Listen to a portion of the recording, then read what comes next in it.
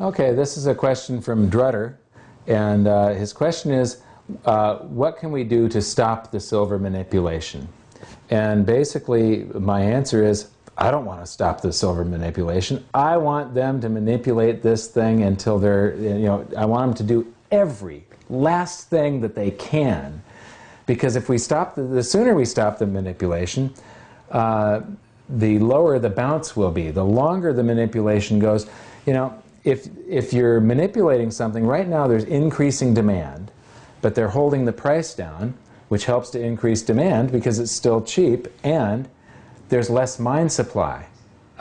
When the price, I was at the Silver Summit in Singapore with Dave Morgan, and we were talking backstage, and I said, he said that silver had come above mining costs, and that's true for these cash costs that the mining companies quote when they're trying to sell somebody's stock. But then I said, my measurement as far as the cost of mining is, do the mining companies make a profit? It's that simple. If you're in business to dig up silver and sell it, you're trying to do that at a profit. If you can't, then it's below mining costs.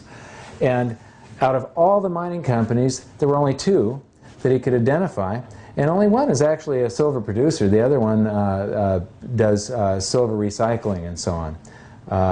And so actually, there's one that we could identify that's making a solid profit, and the rest are all losing currency, not money.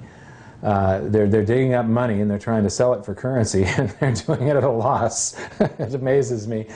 But I want the manipulation to continue, because the longer they do that, the greater the shortages are just when the demand is greatest. And so eventually the price will go far, far higher than it would if it's ended as soon as possible. If they hadn't done a manipulation in the first place, this opportunity wouldn't exist.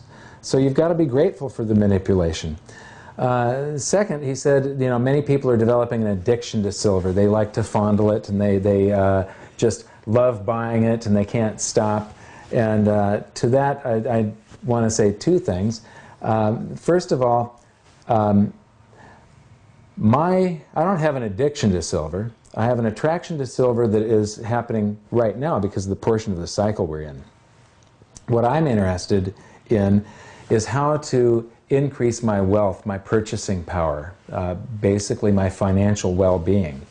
Gold and silver are just, I was going to say inert metals, but actually silver is quite reactive. That's the reason it's used in photography and such.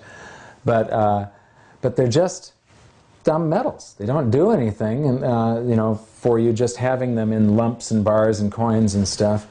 But they're in their cycle right now where they're doing this massive accounting, and they're also the safe haven asset for the last 5,000 years. So I'm not a gold bug. Oops, I'm not a gold bug or a silver bug. I'm really a cycles guy.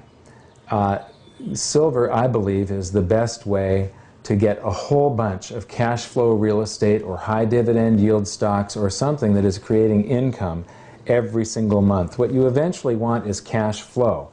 Hopefully that cash is money. That would be great. If you had silver and gold coming in every month because you're renting out cash flow real estate, or because you have high dividend yield stocks that are paying you dividends every month, then you've got permanent wealth that lasts you, that takes care of you through retirement, that you can will to your family. You've developed a dynasty at that point. That is what I'm interested in. That being said, I will probably always hold on to a portion of my gold and silver, but I'm probably going to sell at least 80% of it when we get near a top, which I believe I can measure with my team of researchers and myself, looking at data, comparing all these different ratio charts, trying to measure how the dollar is doing. That's a big determination. But for our customers, this is something that we're going to be doing in a private newsletter, is letting them know what we are doing with our investments. The day after that we liquidate a portion of our holdings, they'll receive a letter one day that'll say something like, yesterday we liquidated 20% of our precious metals holdings, and we intend on investing in cash flow real estate, or it might be high dividend yield stocks, and then here are the reasons why. And so We don't give guidance, we give education, and we give, we let people know what we're doing. What you do is all up to yourself.